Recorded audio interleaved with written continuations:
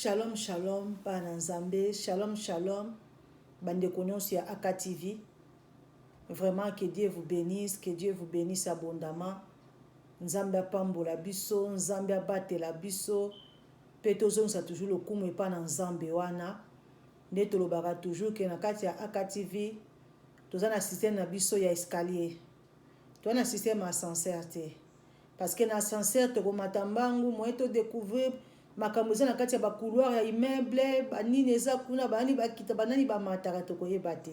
Mais na système escalier, okoyeba ete esika boye ezaka na bureau boye, esika boye ezaka na eloko boye. Yango tozokenda biso ka pole pole nzamonjo. Malembe malembe elongo na Yesu Kristo tokolonga. Vraiment topesi su na Nzambe merci. Parce que mikolo oyo ndenge makambo uti koleka na kati ya mokili. Sans un merci envers notre Dieu, c'est être vraiment ingrat. Ce qui te pèse Nzambe merci, c'est vraiment l'ingratitude. Yango to pèse Nzambe merci. Oya permettre ngai na yo lisusu lelo to kutana à travers etando ike oyo. Nzambe wa batel biso devant cette pandémie. Oye salirage, pandémie oye ningisi milimo ningisi ezokisi mitema esali pasi etangisi pinzoli. Mais Nzambe oyo na mawa na ye na nzela ya bolingo na ye abateli ngai na yo. Vraiment il faut tous la reconnaissant et pas na Nzambe pour na kopesa toujours merci pour ses bienfaits, merci pour sa protection et merci vraiment pour le sang de Jésus-Christ oyo endima kotanga ni kulusu po etengai na yo toza na bomo. Merci beaucoup. Oui, de l'autre côté na kati ya liso na biso pe bwanya. Toyesu kosolola likambo moko. Te kosolola likambo moko oyo vraiment tokozwa pe modèle nango na kati na Biblia, mais tokotala pe na kati na mokili na biso ndenge makambo elekelaka. Ndenge makambo elekela na kati ya mokili na biso. Bien aimé, soki olingi ozwa eloko moko epai na Nzambe, il faut être vraiment déterminé. Il faut savoir ce que tu fais et pourquoi je le fais et qui est derrière ce que je fais. Il faut y bozo salango pona nini. Penani aza sima oyo ngai nazo sala. Eza vraiment important pour la vie na biso. C'est vraiment important. Parce que makambo mingo to salaka ngo parce que batu balobi. To salaka ngo po batu balobi na ngai. To parce que nga la moni. Est-ce que tous nous devons faire la même chose? Est-ce que tous nous devons agir de la même façon? Moi je crois non. Moi je crois non. Elenge mwasi moko akutana kina makambo ya makasi na kati na mokili na biso oyo. Po moni oyo eza masolo mususu tango moninga beteli yo expérience ondeko à traverser moi pe yo betela bato ezate. Moi po tanga kombo na ye ezate. Alobi ngai vi oyo na koma na ngolelo ezali vi oyo libota na ngai négligea ka ngai. Vi oyo famille na nga basundola ka ngai. Parce que je te veuve. Nazalaki veuve trop jeune. Alors na kati neto nazaki nango mama boklo na ngai atikalaka ye moko. Azaki vraiment na famille te, s'il faut le dire, parce qu'il y a d'autres gens même na bamboka na biso. Okomona ke soko tali vraiment tout autour na ye, ezaka bandeko ya kombo, bandeko kaka ya munoko ya mboka. Mais tant ça pe na ndeko penza ya malonga te bazali. Moi qui vous parle, j'avais une amie, Azati Lelo na Kinshasa. Son mari aussi est un serviteur de Dieu. Et ce serviteur de Dieu n'a pas une famille à Kinshasa. Ayaka Kinshasa na tangwana ba guerre toyoka kana kala. Je crois que c'est de botamaka je crois. Oui, zakana bakatanga ski banine kala. Alors ayeba kanenge famille et kenda tepo ayaka bo mwana histoire na eza compliqué. Alors cette jeune femme a l'objet situation ngana komi na ngolelo ndenge nzamba tomboli ngai po natala ki famille te natala ki maman boklo na ngana okela ki mawa parce que je te veuve trop jeune quand on dit trop jeune donc elle te veuve même point moins de 25 ans on peut dire. Alors aboyaki kotika mabokolo na kangama kine bato bazofinga ye oyo basi balatisi molimo mari de nuit oyo molimo aboye oyo molimo aboye famille en tout cas ebwakisaki ye basundolaki po ye mo pasaki na famille pauvre si faut le dire alekomaki na ngonga moko nzambe ayekosala ye grâce ye na mama bokolo ni bakomika bitekateka ndenge ezalaka na mboka na biso bitekateka kana kati ya bitekateka wana mokolo mosusu bazokoteka kana mama bokolo nde bitekateka boteki o mabe mama bokolo bisi mais yo soki mobala alingi yo il faut bala po ndenge libota no bayaka kofinga koloba abi mama ate na kei kuna ate na vanda ezaka ndenge moko kutu naza na ngabe po kuna famille tala ndenge tobotami tala ndako tovandaka biso nyonso toza biso na ndako kaka nde boyebi système ya basalomo don na butu nde chambre ekomaka ya papa na mama mais na moi chambre ya biso tu tolala na biso nyonso na bayaya mibali na bandeko na totandamaka na mwasi wana ya mokie kaka mama na vana na ngaka awa avandaki famille etombokaki mais kaka na bitekatekani wana 1 année 2 ans 3 ans 4 ans nzamba ekosala grâce akutani na mutu atuni me yo ozoteka boye ndenge nini wapi mama na bino nasombela bino biloko mingi abi mama lelo azwa te po nzoto eza malamu te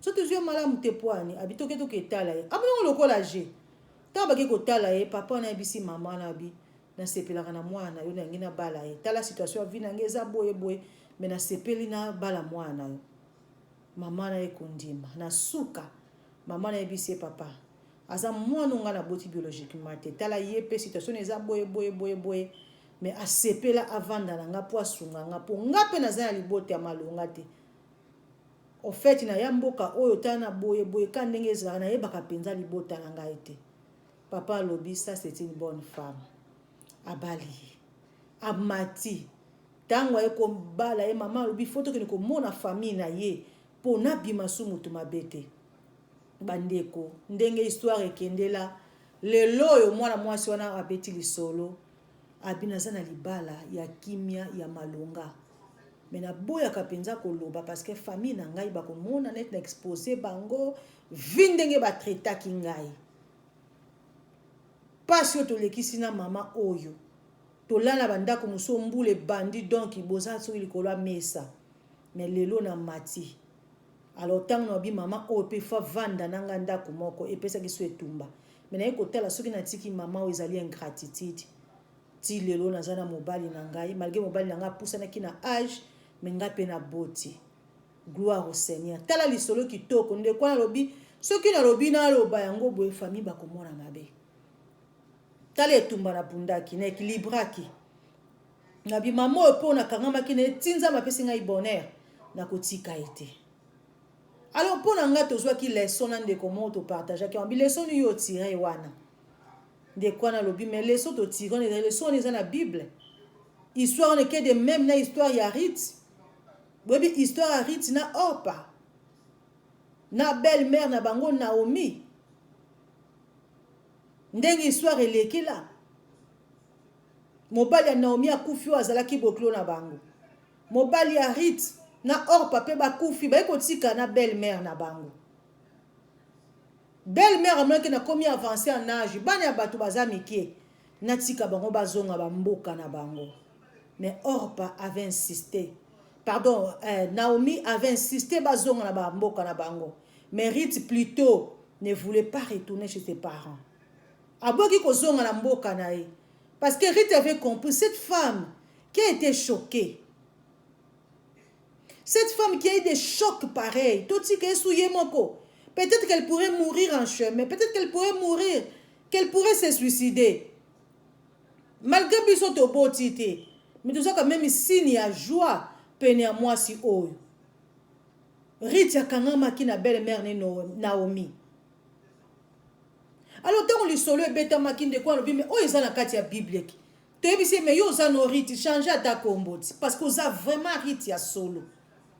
Bien-aimé, quelles leçons pourrons-nous tirer par là? Est-ce que Tokangama Kanabatu parce qu'ils ont des moyens? Est-ce que Tokangama Kanabatu parce qu'ils ont fait un nom? Ou bien Tokangama Kanabatu seulement parce que ceux qui n'ont eu les pour intervenir, non. Quand on a monté, si tu as la vision de Dieu,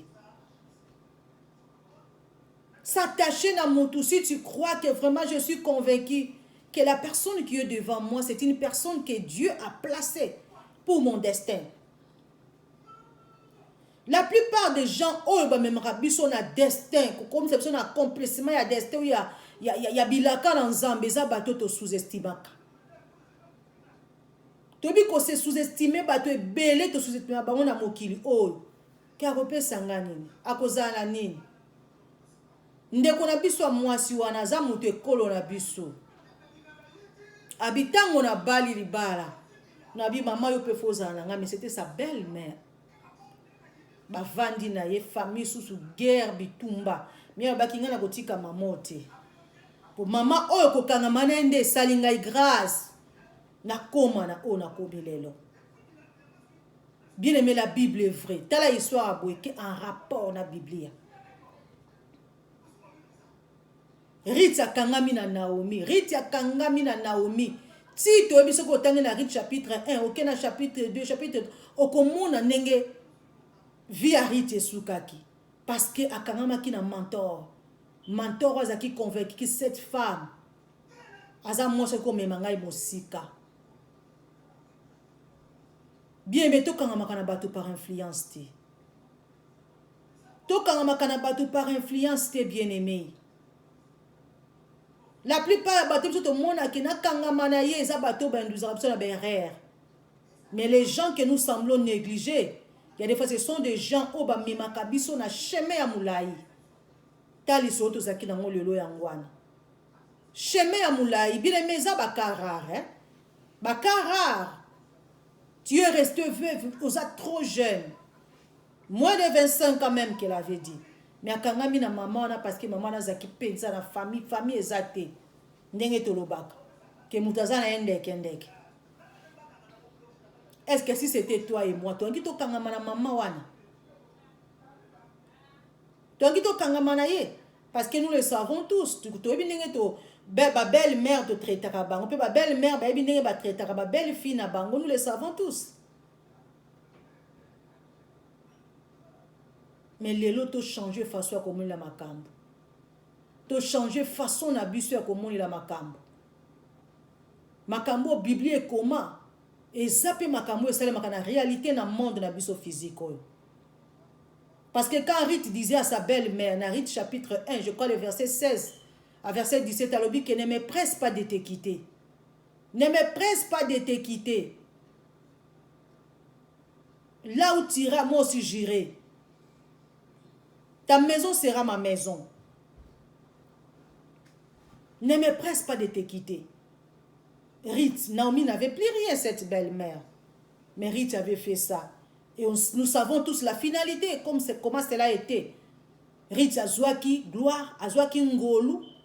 Yako vanda peni ya mokonzi. Yako koma moko. Ya mopanzi ya mokonzi. Bien aimé. Tu ne peux pas prendre ma belle-mère, ma belle-sœur, mais dans la vie courante, il y a des gens qui ont négligé. Ce sont les gens qui ont la clé de notre destinée. Ce sont les gens, autant sur le chemin d'abisso, pour que ça peut être la mission que l'Éternel nous a donnée. Et ça, autant sur le chemin pour être accomplissement à prophétie en Zambé Kukisama. Mais tous nous le savons, quand on n'a rien, tu n'as aussi rien. Tant que vous avez l'autre côté, quand tu n'es pas influent, quand tu n'es pas influente, les gens, mais détrompons-nous bien aimés. Tolinga. Parce que même la Bible dit que tout ce qui brille n'est pas de l'or. Nyon se zongengeza wolo te. Et lui qu'on va péter que nyon se zongenga pété eza wolo. Non. Mais il faut avoir la conviction. Il faut voir la personne à qui otozana ye, otozofanda na ye, apportaka nini na vie na ngai. Apportaka nini. Parce qu'il y a des petites choses que nous négligeons.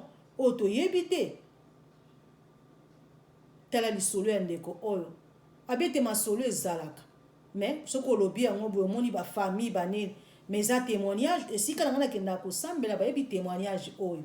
alobe eloko wana tika nzambe aza na biso ndeko na ngai to changer façon ya komonela makambo to luka bato nini tokokanga na bango ba mentor nini tokozala na bango.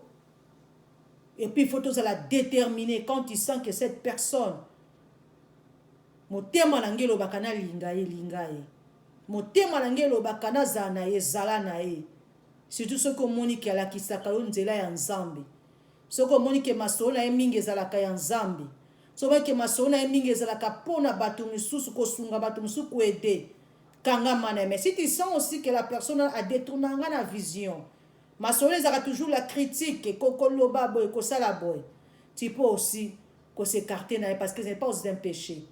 Abraham na lot pe bakabwanaka tikete nzambe apambola biso ko bosana te s'abonner et kozala bien mingi. Que Dieu nous bénisse tous au nom de Jésus-Christ.